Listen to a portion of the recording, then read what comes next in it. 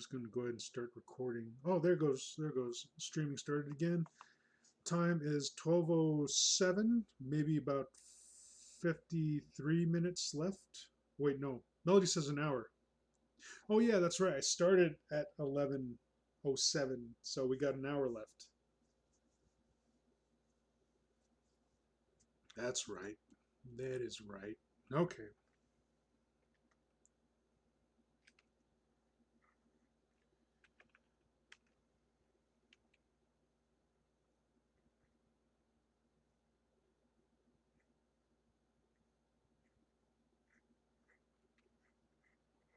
Yeah, maybe I'll give Frontier a call today and see if they've changed their mind on whether or not to like provide us down the hill some internet service and let them know like, hey man, I'm paying like $100 a month.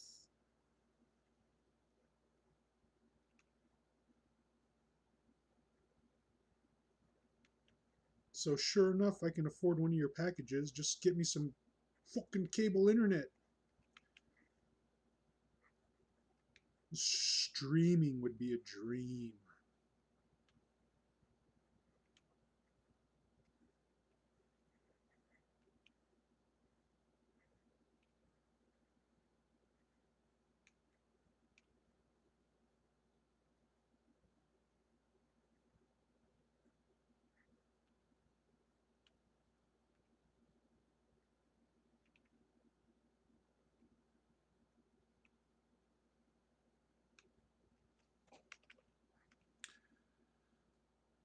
Melody says can't hurt to at least ask. Paying $100 a month for basically internet that a toaster would embarrass.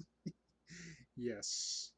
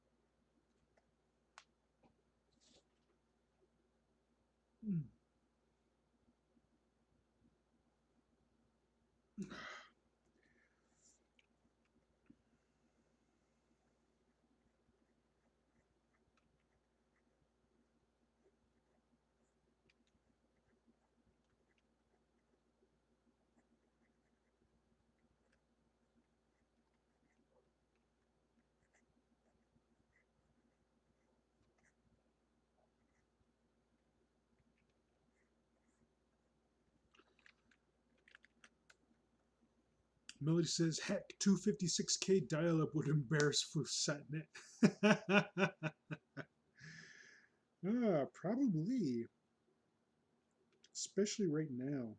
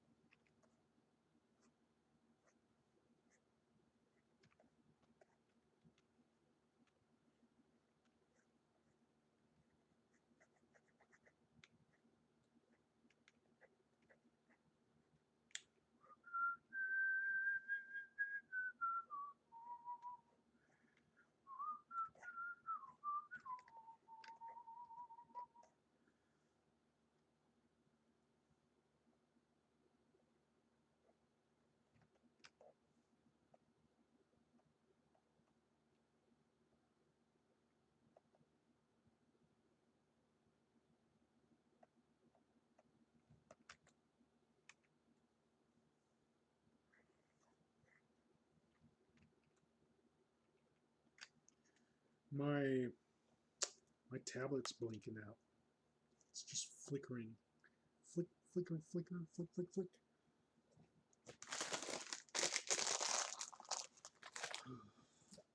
My shoulder. This white cheddar popcorn is just too heavy, man. Mm. My sister came back a little while ago, so I'm gonna go check if see if she checked the mail and got this package I was waiting for. So I will BRB. She's back already. That was a quick exam.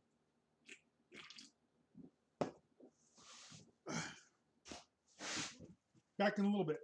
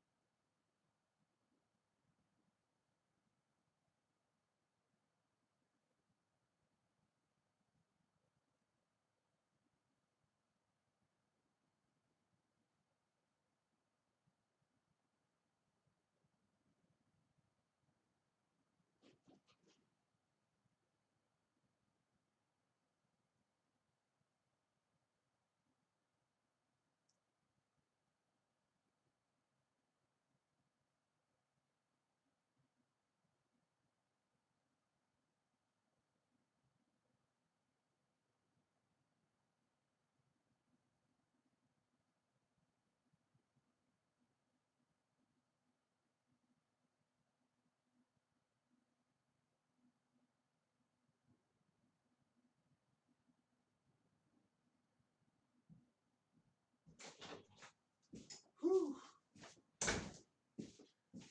I'm back.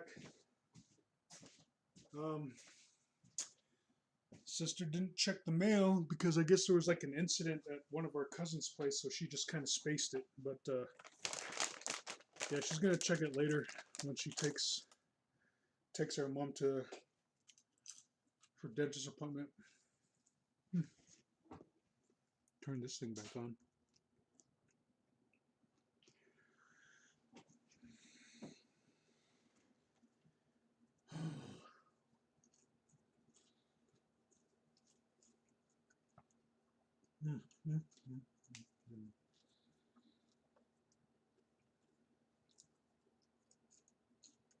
Oh yeah, I got to finish listening to that Skinwalker story.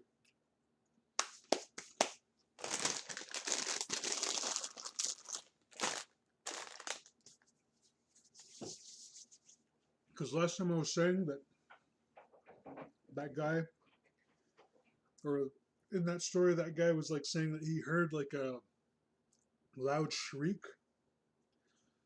It could have been a mountain lion, but if it was a skinwalker, they were like probably using some sort of like bone whistle.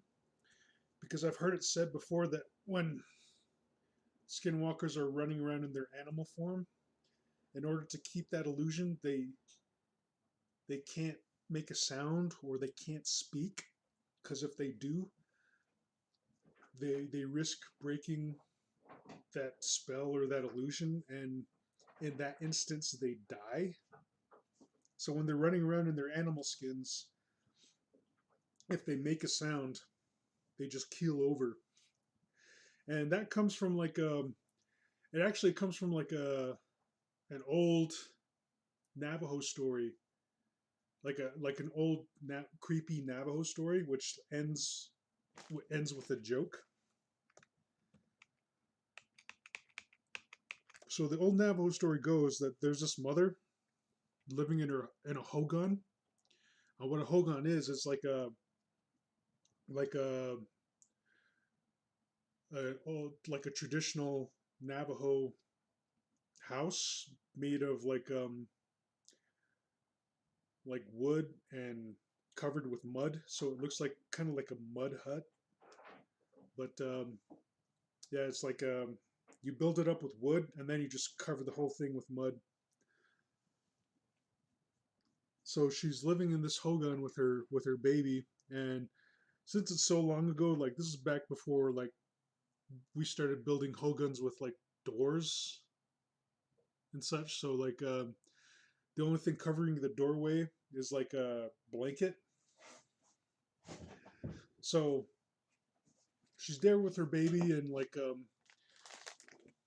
she's there alone because like her husband is out um doing something like hundreds of miles away. So it's just her and the baby, and so like night starts to settle in, and she's doing what she can to like care for her baby and like keep the fire going. And she starts hearing like weird things out in the night, just like around the hogan. Like she could hear like just movement and just like feel like there's just something creepy or eerie going on. So what she does is that she puts like a piece of firewood like on the bottom flap of the blanket that's covering the doorway. Just even though it's a blanket, just like the only thing you got. So like the just so the blanket doesn't just fly open freely, she just puts a piece of firewood there and just like sits there in the dark with her baby with the fire going. And then the baby starts to cry, and so like she needs to like change the baby's diaper, and it's like a cloth diaper or whatever. So she's doing what she can to like change her baby's diaper and like cleaning the baby up. And so she takes the used cloth diaper and she like hucks it in the air, like out of the like a hogan, like the top middle portion is like the smoke hole, where like if you have the fire or like a wood burning stove there, that's like where the all the smoke would go out, or where you'd have the chimney pipe leading out. So in this old hogan, like that hole is just kind of like open. So she takes that used diaper and like throws it up, and then she just hears like this laughter, and then like hears something like fall from the roof, and then she like hears all these like footsteps, and then just like nothing but silence afterwards. So the laughter really spooks her out. So she just kind of like bundles her baby back up after changing the diaper, and just like looks over the baby and just like looks at the blanketed doorway, and nothing happens. And then so daylight finally comes, and she goes to venture out and sees what took place. And judging from the tracks of like what she could see, is that she could like see like I guess like several skinwalkers were like circling the hogan, and they had climbed up onto the roof. And I guess what was going on is that they were looking down in through the smoke hole. But when she like threw the used diaper up through the smoke hole, it had splattered on like one of the skinwalker's faces. And he thought it was so funny that he broke his silence and started laughing. And in that instance, he keeled over, tumbled off of the hogan, and died. So like the other skinwalkers who were with him, they had to carry his body off, and then that's what she could read in the tracks. But yeah, like that's where part of that idea comes from, is that skinwalkers, when they're in their animal form, they can't. Skinwalkers, when they're in their animal form, they can't make a sound. Otherwise, like it'll break the illusion and it'll kill them. But anyway, let me look up that. Let me find that story. because it was pretty spot on. Like a lot of the Skinwalker stories, like I hear on YouTube, are just like fucking bullshit because they're written by like white guys who don't know better for the most part.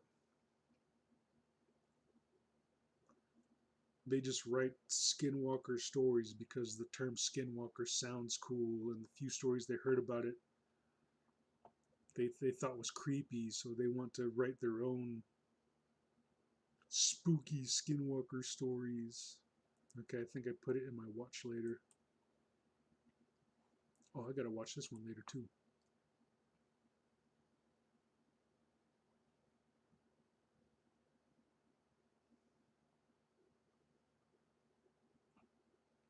Where is it? Ah, Skinwalker myth. Yeah, let's pull that up.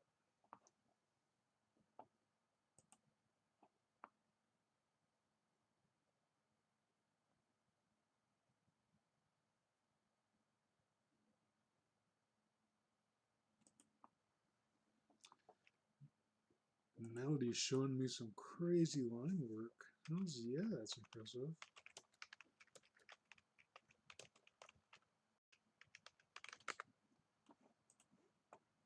I have an original story.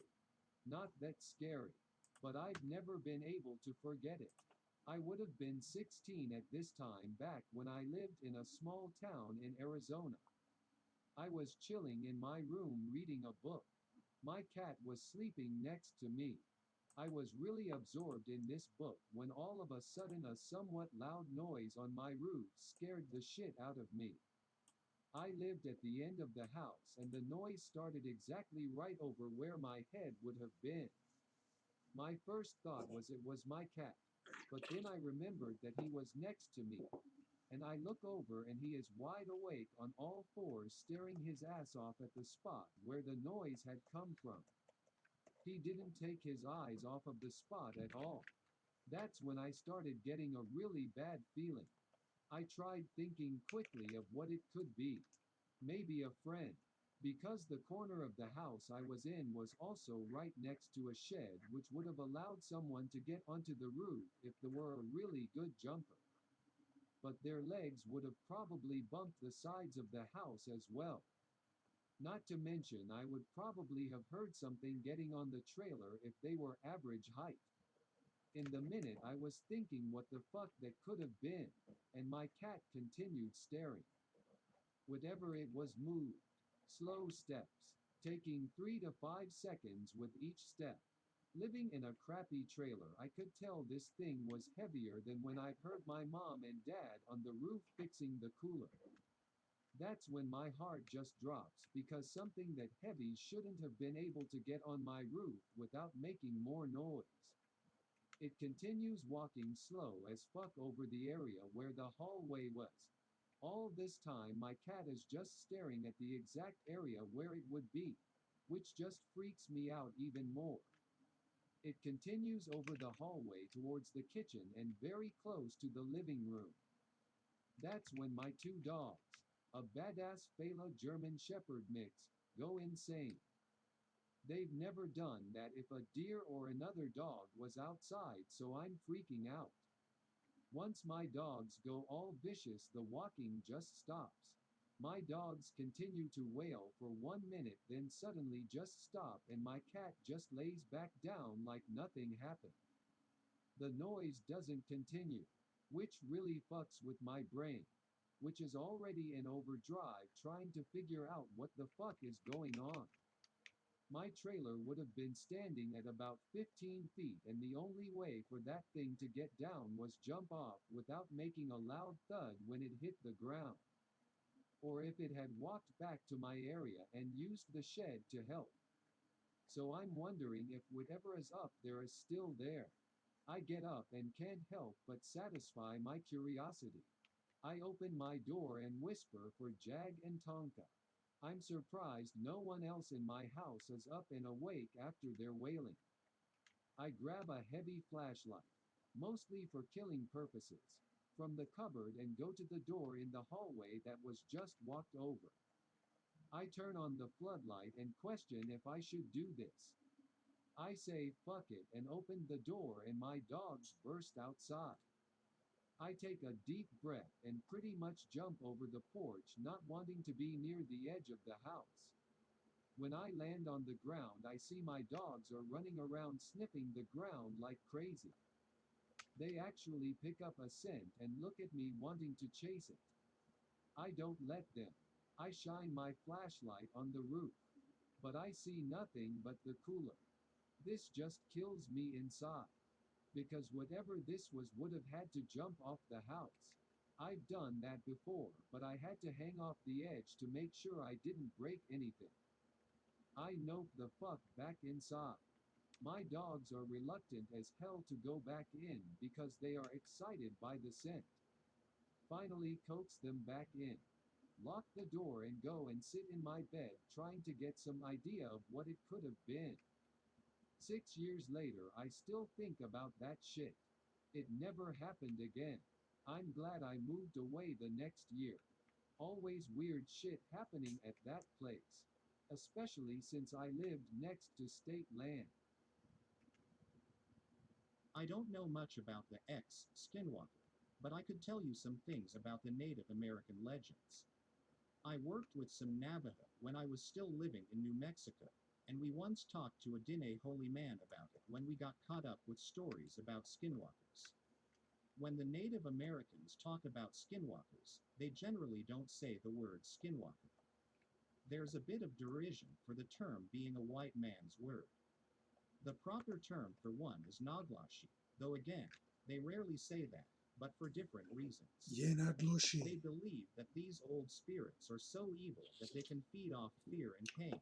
So Yanadlushi. natives who take it seriously will avoid saying that name, as both a matter of avoiding bad luck and avoiding the fear attached to the name. Generally, in conversation, they'll refer to skinwalkers as evil, an old ghost, a lost man, lost ghost, things like that. First thing you should remember if you decide to talk to natives about this is that they take it seriously. The holy man we talked to was my friend's grandfather, so there were definitely positive ties there. But when we just up and asked him about it, he got genuinely angry with us. If you're just some stranger they've never met and you come in asking about skinwalkers, they're going to be suspicious as fuck because they think skinwalkers often try to trick people into talking about it. So they can tell which holy men really know what they're talking about.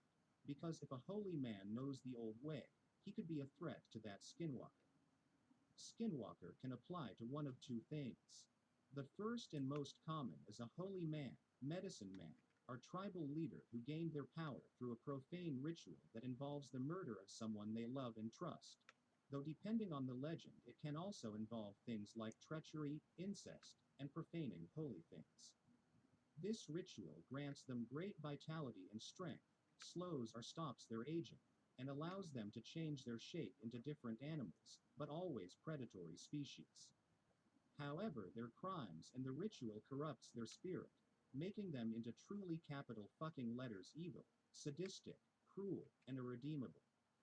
These people genuinely scare the fuck out of many Navajo. They're very old, very smart, very strong, very fast, can change their shape, often know a corrupted form of Diné magic, and they're evil.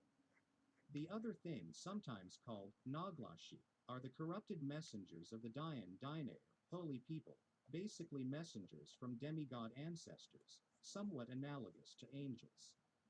These messengers had a specific job to do in the Navajo creation myth, but some of them refused to leave the earth when their task was done, and their refusal led to arrogance and cruelty, as they had defied the good commands of the holy people. These messengers have great power, but that power turned evil when they turned their backs on the holy people, and supposedly these corrupt beings. These first Naglashi taught the first human Naglashi, the ritual that allowed them to gain their power. These things make human Naglashi look like a joke.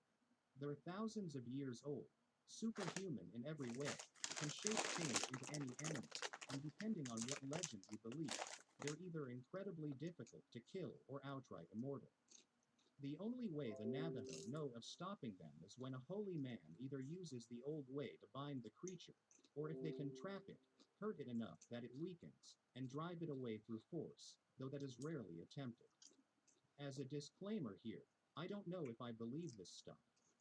Never seen any evidence, never asked for any because it seemed disrespectful, but the Dine sure as hell believe it, to the point where they don't even like talking about it. Make of this what you will. But this the Skinwalker is to take a loved one to the Skinwalker tribe and have them killed, eat them, is probably an altered, different version of the story of the original Inhuman Navajo. Yeah, skinwalkers don't leave traces behind. The part of the legends or like idea goes is that sometimes they work in pairs. Is like one of these evil medicine men and women. It's like they'll meet in like a certain meeting place, and like even though like these people, like these wicked people, might be married or have like a boyfriend or girlfriend in like their like living life, like their daily life, but in their skinwalker circles, it's like they're paired up in those circles too. So they might have like a spouse or um, significant other in their daily life, but they'll also have like a skinwalker spouse or other in their skinwalker life too. So that way, like when they work in pairs and like one of them gets injured, like it's up to the other one to just clean up like what's been going on. So they, when one of them gets killed, they take away any evidence of their being there.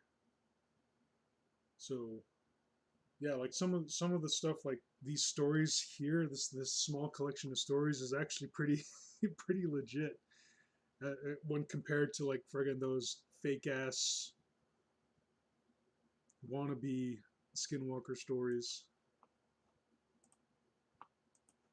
Anyway, let's get back to it. Naglashi teaching the human Naglashi how to shapeshift. I hope that you enjoyed tonight's broadcast. If you enjoyed tonight's story, then please subscribe to the channel as more green text will appear daily.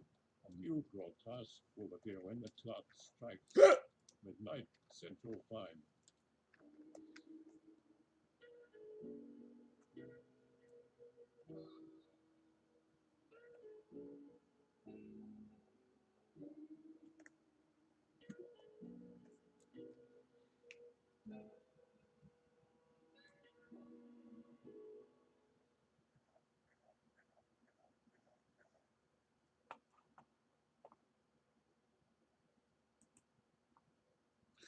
That was cool.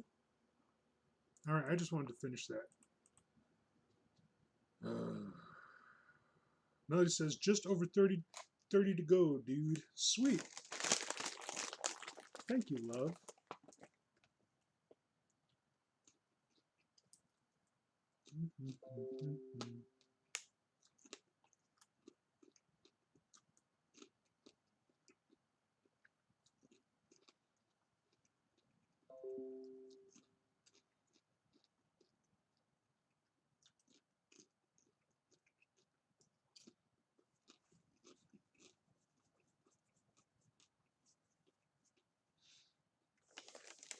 Oh man, I love white cheddar popcorn.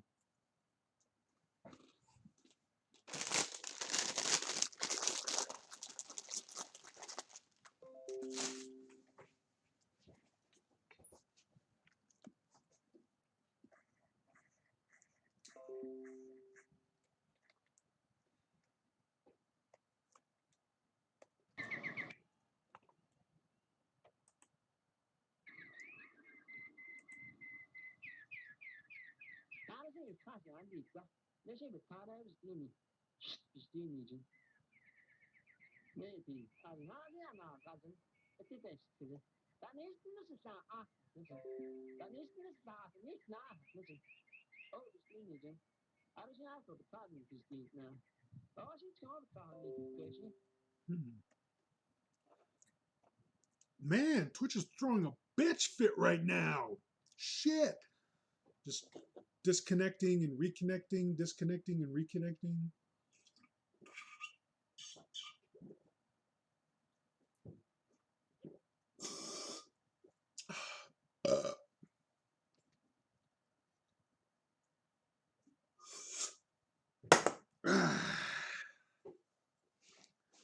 That's good. That's good, Rockstar.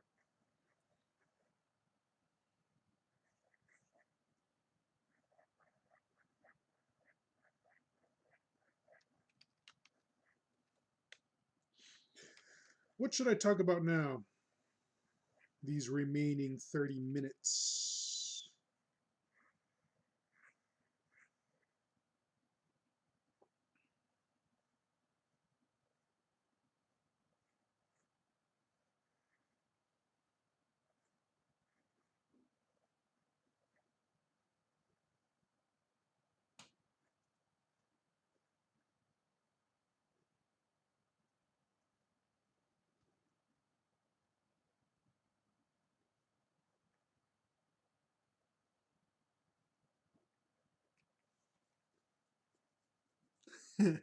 Melody's Purple Boy always needs talking about. Yeah, I was afraid I lost this one. I didn't know whether it was like in the old computer or this one, but thankfully it was in this one.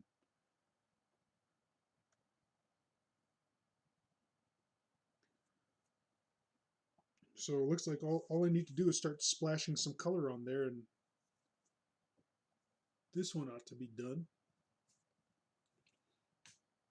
I had to make some alterations though. There were some portions that needed some adjusting. I think I still want to adjust these legs. They look a little too thick for the rest of the build.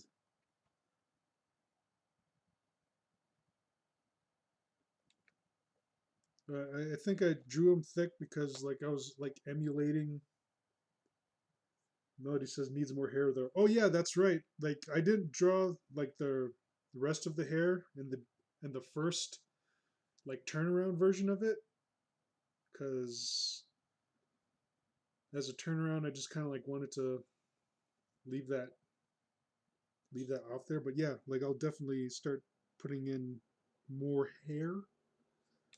But yeah, I think I drew the legs thick just because I was like trying to emulate Chrissy's style, the other artists that you commission here and there. I I'm out of coffee. I'm out of Rockstar. I still have orange juice, but I think I want to mix my orange juice and Rockstar.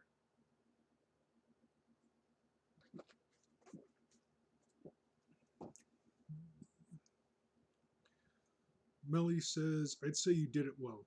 Oh, emulating Chrissy's style? Go get some more coffee. Go get some more of that coffee. Yeah, sure thing, love. Well, just go ahead and do that right now. BRB.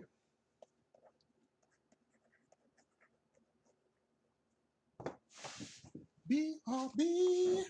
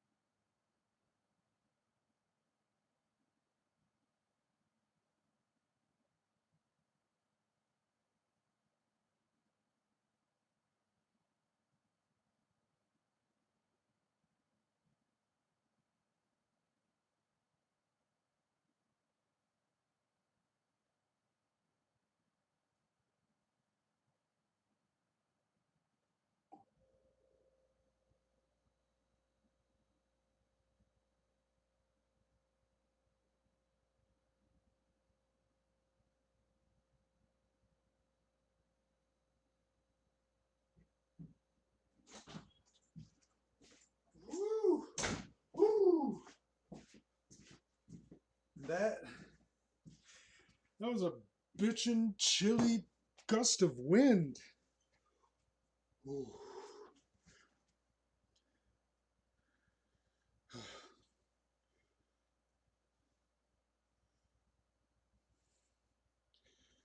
Oh man.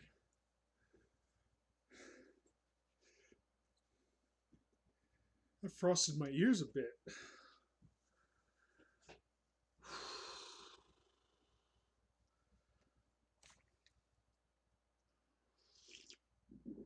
Right before I got to the cabin, this gust of wind came by and started biting at my ear. Melody says chilly winds are what my dad calls dick shrinkers. Yeah, I had a dick shrinker whispering in my ear just a little while ago. Oh,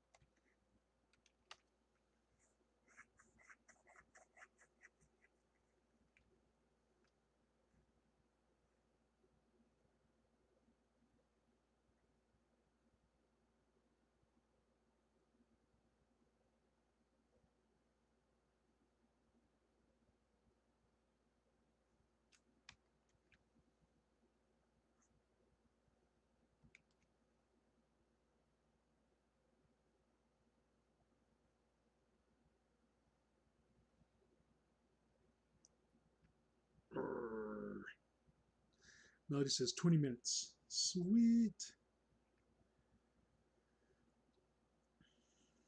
Why don't I just take those 20 minutes to just kick back and masturbate? Oh, shit. And I killed the stream just by saying that. And the stream is back.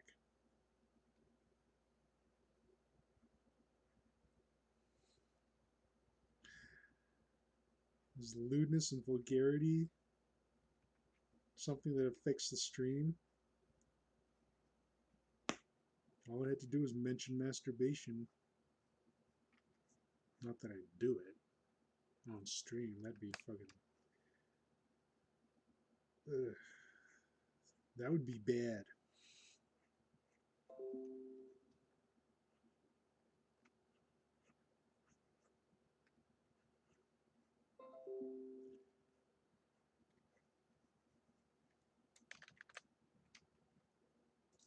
Melody thought it was funny.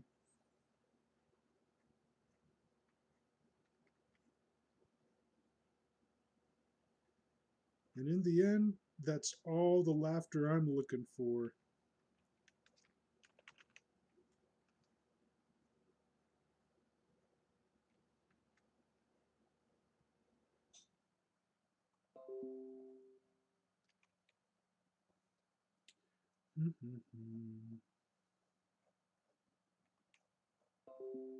Melody's opinion is the only one that matters to me.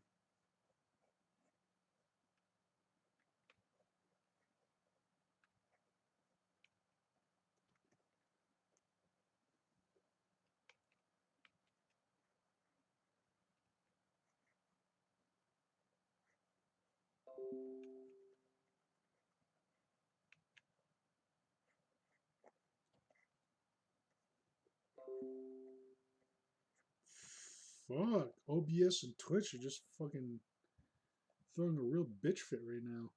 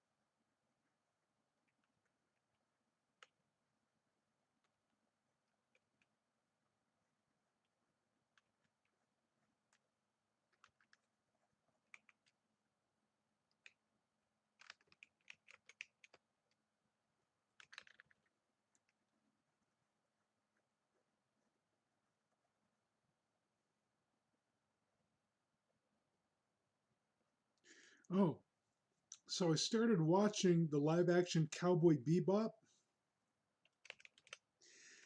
and I really appreciate the the set production, like the all the effort they put into like building the interiors of the ship and some of the like locations, and like even the hyperspace warp gate scene was like pretty cool. Like fucking, I really dug it. But as far as like the whole story and like the action of it goes, like the fight scenes, like the choreography could have, like in my opinion, could have been a little faster. Like as far as I saw, it was like really clunky and just followed like the whole stupid formula America has about filming fight scenes. Whereas like they'll kind of like do like rapid shots of like fights where like character throws a punch, next shot, villain reacts to the punch, next shot. Like it's like constant cutting and switching of camera angles just to film like one fight scene. Where I really appreciate the Hong Kong um, ideal of like how to like capture like a fight scene on camera. Is like they'll go with like a like well they'll back up and just like catch the whole fight scene, and they'll only make cuts when necessary. So like say like two characters are fighting and they're like going back and forth just like throwing punches and blocking here and there, and they'll only cut when like one of the characters is like making like a really powerful or like high impact cut or like punch. So that's when they cut to like get like a close up of like the wind up of that punch and like the follow through, and then in the next cut it's like that's when they'll like that's like really sell the impact of it. But with the American way of like filming fight scenes, it's like everything has to be like cut and zoomed in, and then like a bit of like shaky camera thrown in there. It's just really jarring and confusing a lot of the time. And a really bad example of that is like fucking Taken 3. Oh my god, who was the cinematographer on that one? Or the editor? Well, I looked up the editor, and some of the work that they worked on, some of the films they worked on were actually pretty good. But I think what happened with Taken 3 is that Luc Besson is like that's his movie franchise. But for Taken 3, he stepped away from Taken 3 and let his predecessor take over that movie.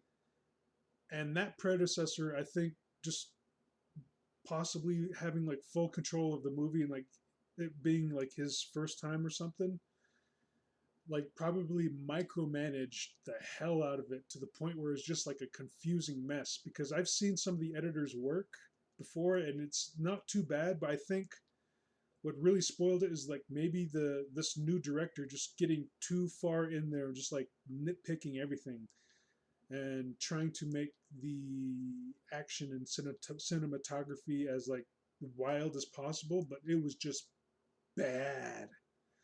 I mean, if you watch Taken 3 and try to like follow the action, there is no coherent flow to the action because how action movies are filmed, you can follow like a line of action from like one side of the screen to the next. It's like the line of movement will always like follow a direction until it needs to go in the other direction, but the cinematography and the editing will determine like when that change takes place. So say like a fight scene starts in one location and then their intent is to like move to a separate location. What the line of action will do is like follow the motion and action from one side to the next just to like keep your eye like following like where it's going. But with Taken 3, it's just like going all over the place. It's like the line of movement will be going from one direction in one cut, and then in the next cut it'll be going in the completely opposite direction. And this is really like especially confusing during some of the police chase scenes because like again in other movies like there's a coherent line of action that is like followed from like one part to the other. So it'll follow that line of motion and carry it through various cuts. But in Taken 3, it's like the line of motion, it just keeps going back and forth and just like it's all over the place. So you don't know whether like um like in a chase scene like whether one guy is coming or going. So is he like running away from the cops or is he running to the cops? Because like it's just like fucking everywhere. But anyway, back to like my experience with like watching Cowboy Bebop is that like I wish they would like adhere to like more of the kung fu method of like filming fight scenes because they were like pretty clunky in several portions. And I get like some of the shots where they wanted to like have the actions and movements seem like exaggerated or stylish. But in order to catch that action, it's like say like one character will like throw a punch, and then the next following move they want it to be like stylish, so they'll like kind of like there'd be like a slight pause to set up for the stylish movement that they want to do. So like punch, slight pause to prepare for the next like flurry of action, and then they'll go about that like stylish move and do whatever they need to do. And then when that's done, like a slight pause, and then go into the next portion. So it's like kind of like a stop and go like fight scene, which is like just kind of like clunky and awkward. And the other like gripe I have with it is that I really do wish they would have like come up with their own storyline instead of like it's like not making the original like series like almost beat for beat because during the first episode like I did feel the fanboy in me kind of cheer a bit when they have the first episode kind of like emulate the Cowboy Bebop anime movie where like it was like a preacher with a gun scene where this guy's just going off on how like rotten life is and like how he has it so bad and like how he's kind of like preaching to like the hostages that they have. And well it's like the show is just like kind of um borrowing like shots and pieces from like various parts of the episodes as well as the movie. And part of me thought that was really cool, but like another part of me just like really wished that they had just kind of like come up with their own storyline to just I guess add to the Cowboy Bebop mythos instead of just trying to rehash and re-represent something that was already good to begin with to like a new audience that doesn't really appreciate it to begin with. It's just kind of like weird and awkward. And it's too bad it just like so much effort it looked like went into the production of this, and I wish it would have been better.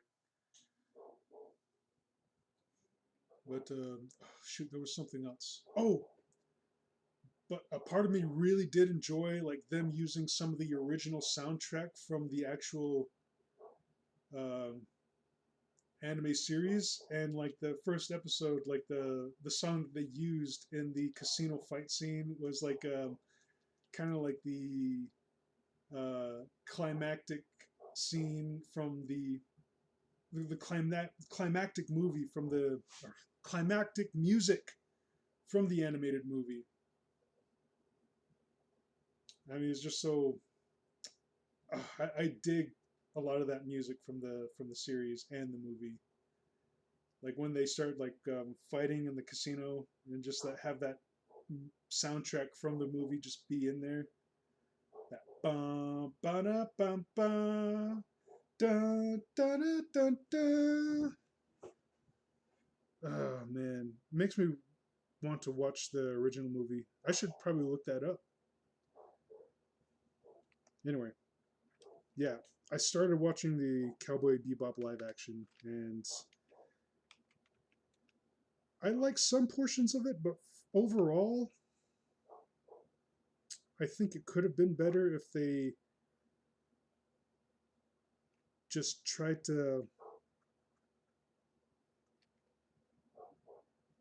I don't know, like add to what's already been represented instead of trying to like rehash it, because it was already perfect to begin with, and then when you rehash it, it's just like a pale representation of its former self.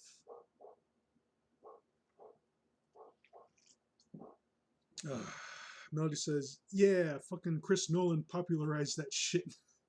The whole shaky camera stuff, shaky camera fight scenes. I hate shaky camera bullshit fight scenes."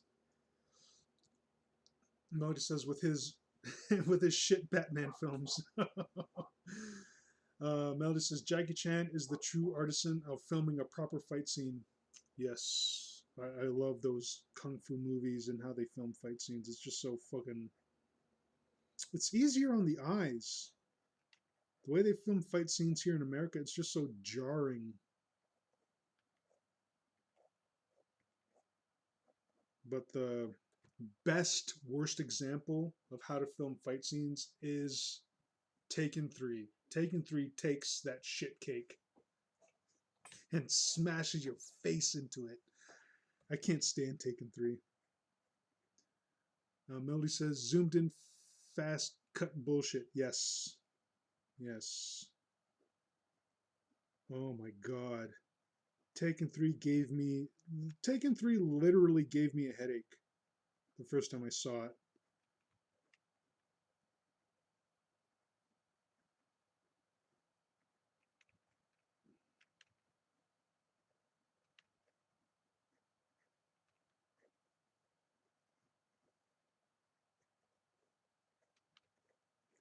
But I chalk that up to like a new director, and like he was probably like micromanaging the shit out of it.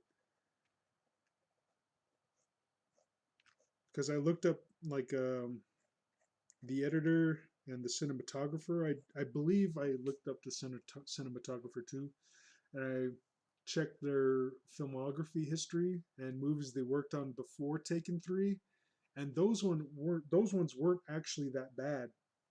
But Taken 3, when they worked on it, it was like fucking awful. But I think I'm set to like place all the blame on the director, since it was like that director's first time like controlling a movie all on his own, because that director was like working under Luc Besson, and Luc Besson, it's like Taken and Taken 2 were his projects, but for Taken 3 he let his predecessor just go at it, and it was bad. So bad.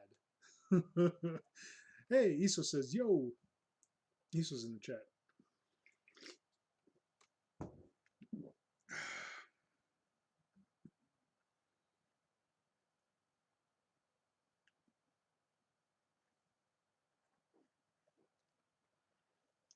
We were just talking about bad cinema, bad fight scene cinematography.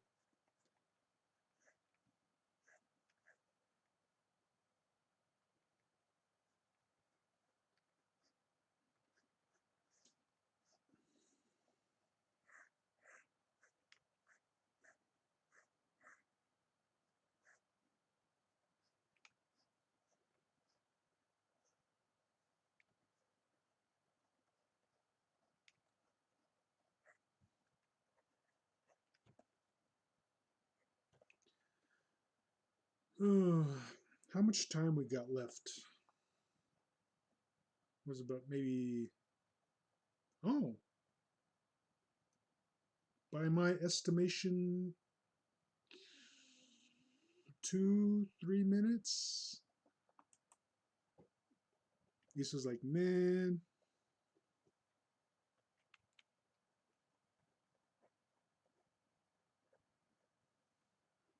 Melody says 3 minutes. Yes. Yes. Got 3 minutes left.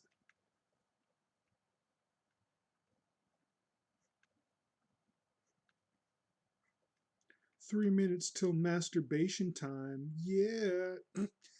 Just kidding. No. Probably get like a small bite to eat, take a little bit of a break, and then jump back on commissions. Melody says, oh, wait, Iso says, that Final Fantasy VII situation is bringing me down. Oh, well, yeah?